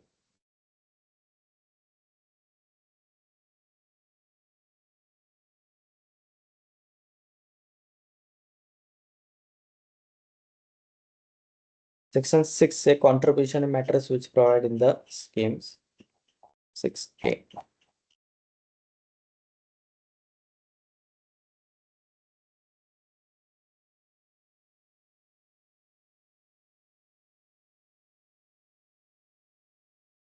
ये 6 की बात हो रही है, section 6 contribution matters which 6C में है सर। 6C ना 6A और C। Yes yes, employees deposit link insurance scheme. तो इसमें ये दिया गया है। तो ऐसे सवाल आते हैं। मैंने आपको कहा ना कि आपको इंडेक्स तो आपको बाय हार्ट होना चाहिए। किसी भी एक्ट अगर मैंने पूछा कि सेक्शन 6 क्या है, आपको पता होना चाहिए।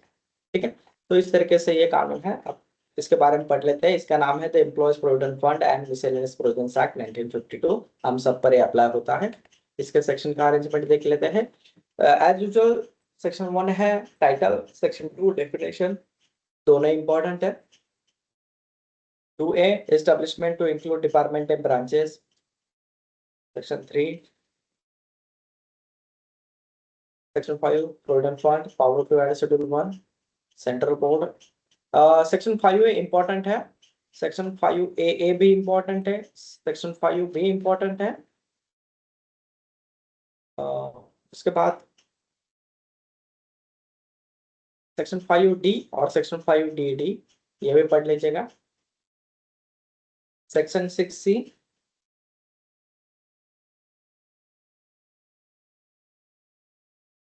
सेक्शन 7I पढ़ लीजिएगा, तो इम्पोर्टेंट है, अपील कर सकते हो लोग।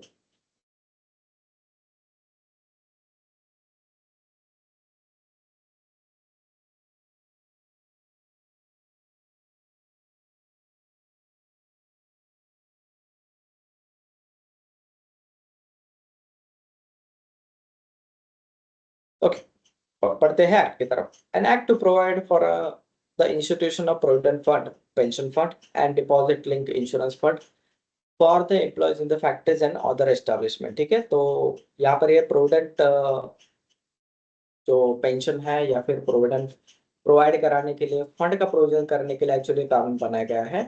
ठीक है, अब इसका मकसद ये था कि रिटायरमेंट के बाद खर्चे तो आपके खत्म नहीं हो गए या तो कम नहीं हो गए, तो उसका प्रोविजंस कराने के लिए एक बार आपका जॉब जाने के बाद, इनकम स्टॉप होने के बाद आपके जो खर्चे हैं उनका सिक्योरिटी के लिए यहाँ पर ये कानून लाया गया था 1952 में। अब जैसे कि आपको पता है ये सेंटर का कानून है, तो ये पूरे इंडिया में ही एप्लीकेबल रहेगा to every establishment which is factory. ठीक है, by to any other establishment employing 20 or more persons। ठीक है, जहां पर भी 20 से ज्यादा लोग काम करते हैं वहां पर आपको पीएफ का रजिस्ट्रेशन कराना मैंडेटरी है, उस फैक्ट्री को या फिर उस एस्टैब्लिशमेंट को। फैक्ट्री और एस्टैब्लिशमेंट किसे कहा जाना चाहिए उसका डेफिनेशन आपको मिल जाएगा नीचे। ठीक है, आप बेसिक वेजेस का डेफिनेशन पढ़ लीजिए। It means all the emoluments which are earned by an employee which on duty or on leave or on holiday with the wages in either case in accordance with the terms of the contracts of employment which are paid or payable in cash to him but does not include, ठीक है, the cash value of the any food concession, any dearness allowance, DA जो मिलता है वो भी इसमें नहीं आएगा, any presents made by the employer। तो जो भी बेसिक वेज में जो भी कंक्लूड होता है वो ऊपर दिया गया है। ठीक है, एम्प्लॉयर किसे कहा जाता है ये पता है सबको, एम्प्लॉय का डेफिनेशन इसमें दिया गया है।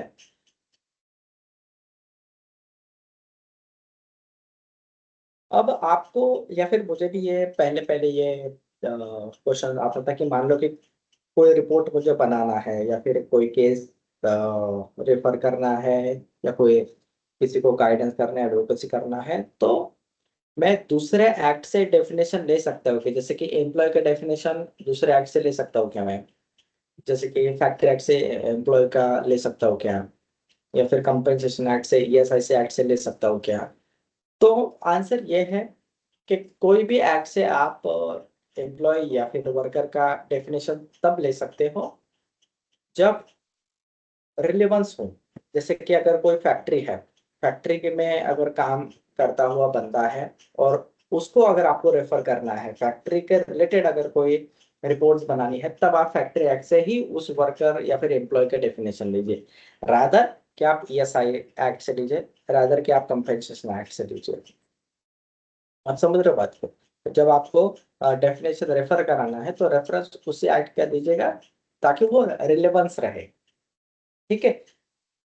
अगर किसी ऑफिस में कोई बंदा काम करता है जो कि फैक्ट्री एक्ट में नहीं आता है, तो फिर एम्प्लॉय का डेफिनेशन कहाँ से ले? तो फिर आप इस कानून में जा सकते हो। ठीक है। नेक्स्ट है छोटे छोटे जो ऑफिस है जिसमें 5, 10 या 15 लोग काम करते हैं, उन पर PF एक्ट एप्लीकेबल नहीं रहता है क्योंकि वहां पर 20 से कम लोग काम करते हैं। पेंशन फंड क्या है? एम्प्लॉय पेंशन फंड का सबसेक्शन 2 में मेंशन किया गया है। पेंशन स्कीम क्या है, तो ये सब उसमें दिया गया है। सुपर एन्युएशन क्या है, उसका डेफिनेशन इंपॉर्टेंट है क्योंकि ऑप्शन में सुपर एन्युएशन पूछा जाता है, तो आप कंफ्यूज हो गए, इसीलिए पढ़ लीजिए। Superannuation in relation to an employee who is the member of a pension scheme means the attainment by the said employee the age of 58 years। ठीक है, तो उसे हम superannuation कहते हैं।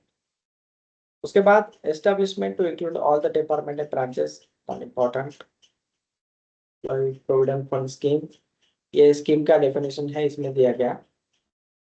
सेंट्रल बोर्ड, यस, सेक्शन 5 है, बहुत इंपॉर्टेंट है, आपको पूछा जाता है कि सेंट्रल जो बोर्ड है, ठीक है, तो वो कौन से सेक्शन के तहत गठित किया जाता है, तो उसका आंसर है सेक्शन 5A, याद रखना। उसमें सेक्शन 5AA भी दिया जाता है, सेक्शन 5C भी दिया जाता है, तो कंफ्यूज ना हो, सेक्शन 5A उसका आंसर रहेगा, ये बार बार पूछा जाता है। उसमें कौन कौन मेंबर रह गए, पढ़ लीजिएगा एक बार।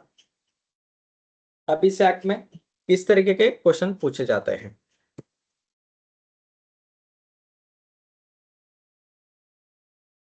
एग्जाम्पल, जैसे कि एज पर the PF act section 5A, the central government may constitute a board of trustees and their members are as follow. ठीक है, तो फिर आपको ये सब ऑप्शन दिए जाएंगे, उसमें से एक चुनना रहता है आपको। ठीक है, ex officio not more than 5% appointed by central government amongst it official, ये भी एक ऑप्शन उसमें से रहेगा। ठीक है, और बाकी के गलत ऑप्शन आपको दिए जाते हैं। तो ये सेक्शन 5 है, तो आप रट ही लीजिए, पता ही होना चाहिए, इसमें 100% क्वेश्चन आता ही है। ठीक है, दूसरा यहाँ पर क्वेश्चन ये पूछा जाता है, the employees provident fund as पर the new PF withdrawal rules from 2016, और नीचे ऑप्शन दिए जाता है, increase in age limit to withdraw 90% of PF balance. Number 2, full PF balance can be withdrawn before attaining the retirement age. Number 3, full PF balance cannot be withdrawn before attaining the retirement age. And number 4, option A and C are true.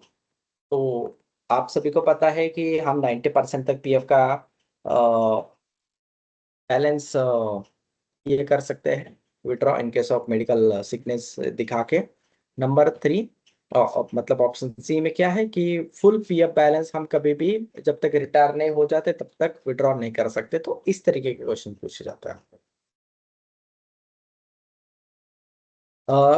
Section 5A पर 100% पूछा जाता है। अब PF का जो amendment हुआ तो 2018 में, उस पर भी आपको क्वेश्चन पूछा जाता है कि एज पर द PF एक्ट 2018 तो which will be paid by the employee to the fund shall be dash dash % of the wages। ठीक है, मतलब कि कितना परसेंट आपका कंट्रीब्यूशन जाएगा वो पूछा जाता है। एग्जांपल 8.3, दूसरा ऑप्शन 4%, 6%, ऑप्शन डी 12%। तो इस तरीके के क्वेश्चन रहते हैं। तो PF का कंट्रीब्यूशन कितना परसेंट रहता है भाई, बताओगे मुझे?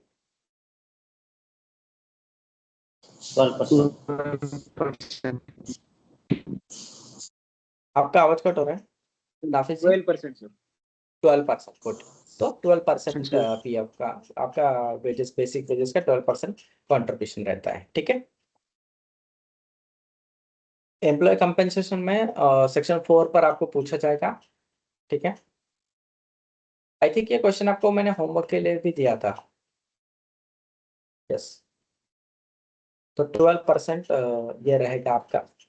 दूसरा question, the PF Act was only applicable to the scheduled employment based on the portal. However, the Code on Social Security 2022 वो कोड ऑन सोशल सिक्योरिटी का क्वेश्चन है, जब उस पर जाएंगे तब हम उसकी बात करेंगे, ठीक है। तो इस तरह के क्वेश्चंस आते हैं, आप रेफर कर लीजिए इसको।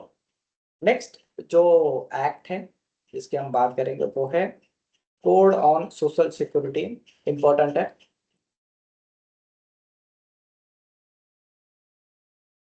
एक 130 पन्नों का ये एक्ट है,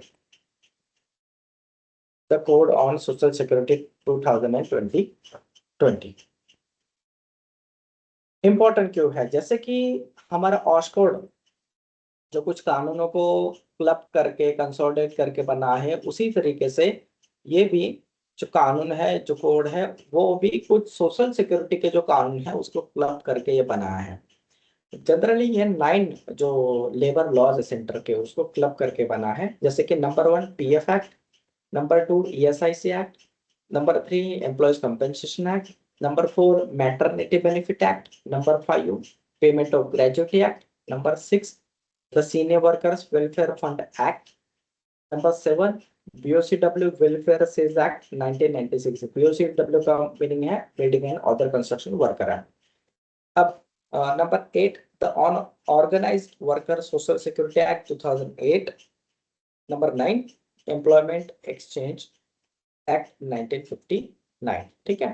तो इस तरीके के 9 कानून हैं जिनको क्लब करके the code on social security 2020 बनाया गया है, ये वो कानून है।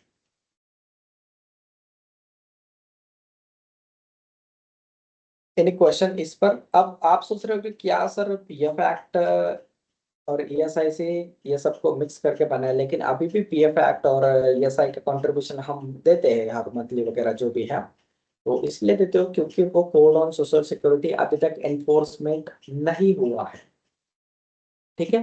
तो फिलहाल PF एक्ट वगैरह वो है अभी भी। तो कंपेंसेशन जो भी कैलकुलेट होगा जब वो इन्फोर्समेंट होगा तो कोड ऑन सोशल सिक्योरिटी 2020 के हिसाब से ही होगा, याद रखना। अब इस पर क्वेश्चन बहुत आसान आते हैं, इस पर इस तरह के क्वेश्चंस आते हैं कि the code on social security has relaxed the provision for a mandatory continuous service of 5 years to get gratuity benefit, ठीक है। तो ग्रेजुएटी बेनिफिट पाने के लिए, ठीक है, कितने साल का मिनिमम फिक्स टर्म एम्प्लॉयमेंट होना चाहिए? तो उस कोड के हिसाब से सिर्फ 1 साल भी काम किया ना तो भी उस पर्सन को ग्रेजुएटी मिलती है। तो ऑप्शन आपको किस तरीके से दिए जाएंगे, जैसे कि are dash dash required to work for at least 1 year, दूसरा ऑप्शन दिया जाएगा कि 6 साल, तीसरा ऑप्शन 4 साल, 5 साल, इस तरीके के दिया जाएगा। तो ग्रेजुएटी एक्ट के हिसाब से मिनिमम 5 साल तो आपको नौकरी करनी चाहिए, उसके बाद ही आपको ग्रेजुएटी मिलती है या फिर उसके बेनिफिट मिलते हैं, राइट।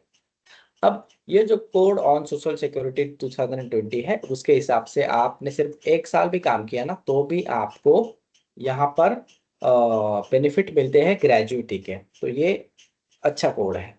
नेक्स्ट आपको क्वेश्चन इस तरीके से पूछा जाता है जैसे कि which central labour laws related to gratuity was subsumed by the code on social security 2020, right. अब ऑप्शन आपको इस तरीके से दिए जाते हैं कि employees compensation act, employees state insurance act, the payment of gratuity act और द PF एक्ट। तो आप मुझे बताइए कि चारों में से कौन सा आंसर है इसका।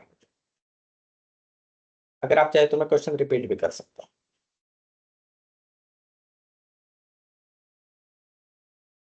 मैं क्वेश्चन रिपीट करता हूँ, ठीक है। विच सेंट्रल लेबर लेजिस्लेशन मतलब कौन सा कानून ग्रेजुएटी से related code on social security 2020 में सबस्यूम किया गया है, मतलब मर्ज किया गया है। ऑप्शन है employees compensation act, employees state insurance act, the payment of gratuity act और PF एक्ट। बताइए अब कितना आसान क्वेश्चन है। PF act. ग्रेजुएटी से रिलेटेड कौन सा एक्ट है जरा मुझे बताइए, ग्रेजुएटी से related. Graduate act. The payment of gratuity act, ठीक है, the payment of gratuity act, या रंजित जी करेक्ट, ऑप्शन सी राइट है, the payment of gratuity act. तो ग्रेजुएटी का कैलकुलेशन जो भी होता है the payment of gratuity act जो कि 1972 में बना था उसके हिसाब से ही होता है। तो ऐसे क्वेश्चंस आते हैं सोशल सिक्योरिटी कोड के ऊपर।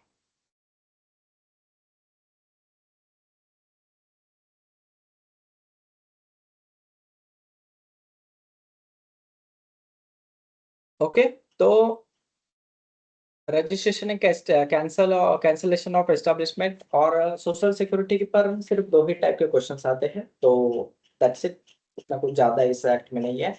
और बहुत सारे क्वेश्चंस मैं आपको कहता हूँ कि हर साल रिपीटेड आते हैं, इसलिए हमें पता है किस तरीके से क्वेश्चंस आते हैं, कौन कौन से आते हैं।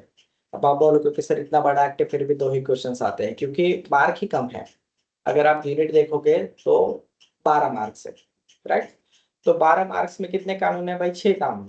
तो हर एक कानून में से कितने आएंगे? तो 2 ही मार्क्स आते हैं, तो एक एक दो क्वेश्चन पूछे जाते हैं ओनली, बाकी कुछ नहीं है।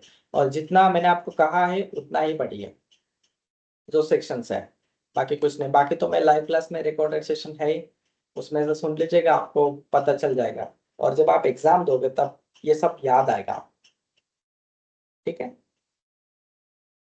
यस, और क्या डाउट है इसमें बताइए, बाकी हम नेक्स्ट क्लास में लेंगे। हाँ, मैटरनिटी बेनिफिट और पब्लिक लाइबिलिटी आप पढ़ लीजिएगा, आपको ऑलरेडी मैंने दिया है। फिर भी मैं इसका आपको सेक्शन दे देता हूँ कि कौन कौन से सेक्शंस पढ़ना है, ठीक है।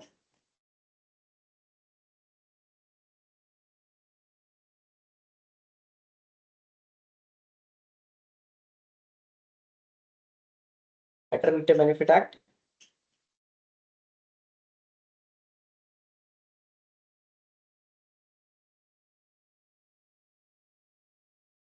सेक्शन 4 मैटरनिटी बेनिफिट एक्ट का सेक्शन 4 पढ़िएगा। सेक्शन 2 जिसमें डेफिनेशन दिया गया है।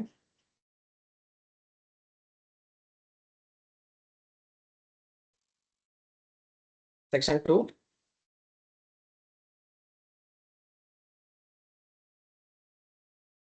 सेक्शन 4, बस उतना ही, उतना भी पढ़ा तो भी आपके क्वेश्चंस कवर हो गए, ठीक है।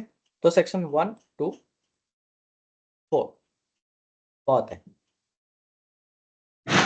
उसके बाद बाकी जो है वो जनरलाइज क्वेश्चन आते हैं आपको, ठीक है। जो भी मैटरनिटी एक्ट है उस पर आपको जनरलाइज क्वेश्चंस आते हैं, जैसे कि चाइल्ड का डेफिनेशंस क्या है, तो वो आप ऑप्शन में से पढ़ के बता भी सकते हो। आप आपने एक बार ये पढ़ा, बहुत है।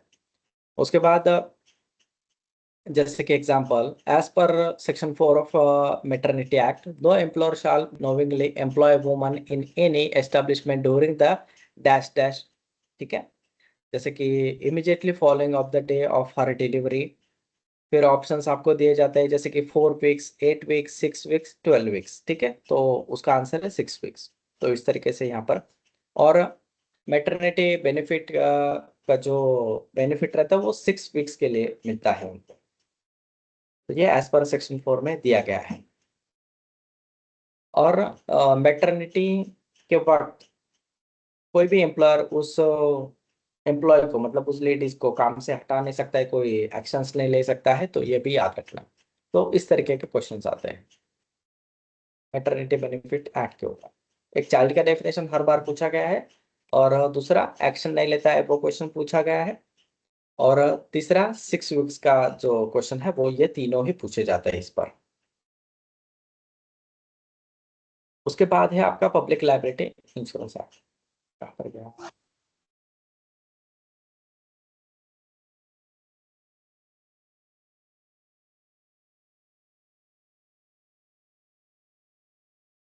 Yes, public liability insurance act 1991।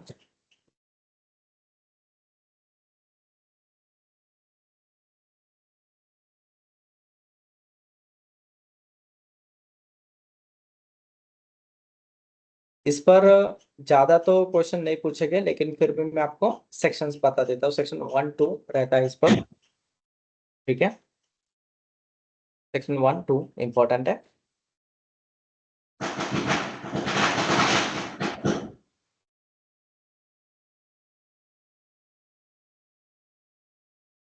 Section 21,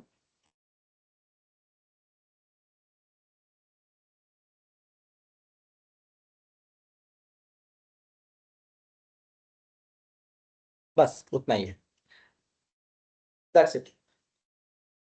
इतना आप कर लीजिए, सफिशिएंट है। रंजित राउत।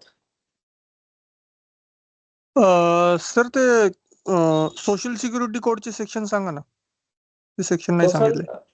नाही, सोशल सिक्युरिटी वरती ना असं सेक्शन वाइज क्वेश्चन नाही आहेत, तो जनरल क्वेश्चन है। तो रंजित जी का सवाल यह है कि कोड ऑन सोशल सिक्योरिटी का आप सेक्शन नंबर बताइए। तो मैंने कहा कि उस पर सेक्शन वाइज क्वेश्चन नहीं पूछे गए हैं आज तक।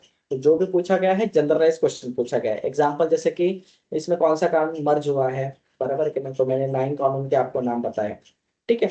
तो इस तरीके के क्वेश्चन आते हैं एक दो बस, और 2 ही क्वेश्चन आते हैं हर एक एक्ट के ऊपर। और पब्लिक लायबिलिटी पर तो कभी कभी एक भी नहीं आया है, ठीक है ऐसा। ओके गाइस, बाकी का हम फिर नेक्स्ट लेक्चर में देखेंगे। तब तक कोई क्वेश्चन है तो यू कैन आस्क मी, ठीक है।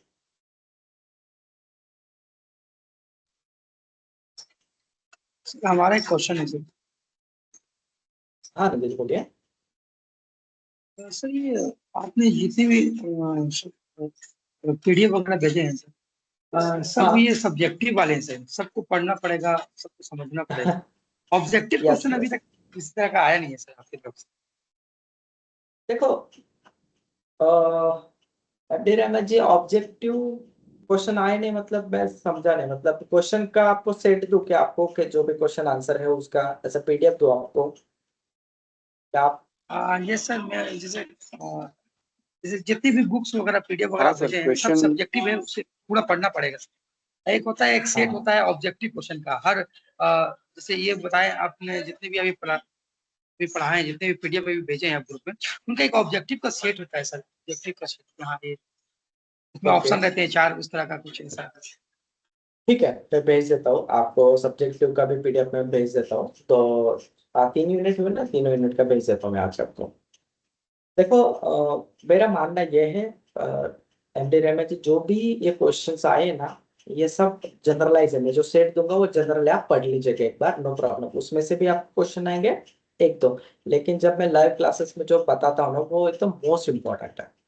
जो सेक्शन के नाम बताता हूँ, जो क्वेश्चंस में आपको डिस्कस करते हैं, वो बहुत इंपॉर्टेंट है। और जो होमवर्क को दिए ना, वो तो आएंगे आएंगे, लिख के ले लो आज भी, ठीक है। तो ये मेरा एक्सपीरियंस सर रहा है। यही लेकिन यही हाँ बोल रहा हूँ फिर, सर, जितने भी ऑब्जेक्टिव अगर हाँ आ फिर भी जाता है हर आप चैप्टर वाइज, आपके हिसाब से जो बना हुआ क्वेश्चन सेट है सर, देता तो हूँ मैं। हम लोग पढ़ते हाँ हैं, उसी उसका भी भी पढ़ते देता हैं, हूँ। उसी पर नॉलेज।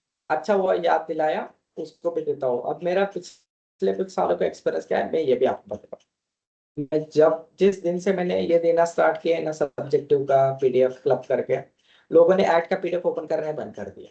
वो डेफिनेशन ही पढ़ती नहीं है। तो आप समझ रहे हो, तो जब आप डेफिनेशन पढ़ोगे, जब आप ऐड का पीडीएफ खोलोगे ना, तो आपको और भी अच्छी इंफॉर्मेशन मिलेगी, और इससे आपको बेनिफिट ही होगा, या फिर कुछ नया इंफॉर्मेशन मिलेगा। तो ये इसके पीछे मेरा मकसद रहा है। तो इसलिए मैं सब्जेक्टिव का पीडीएफ होने के बावजूद में मैं अभी तक नहीं दिया हूँ आपको, लेकिन फिर भी आपका डिमांड है, मैं शेयर कर दूंगा आपके पास, ठीक है। ठीक है सर, ठीक है।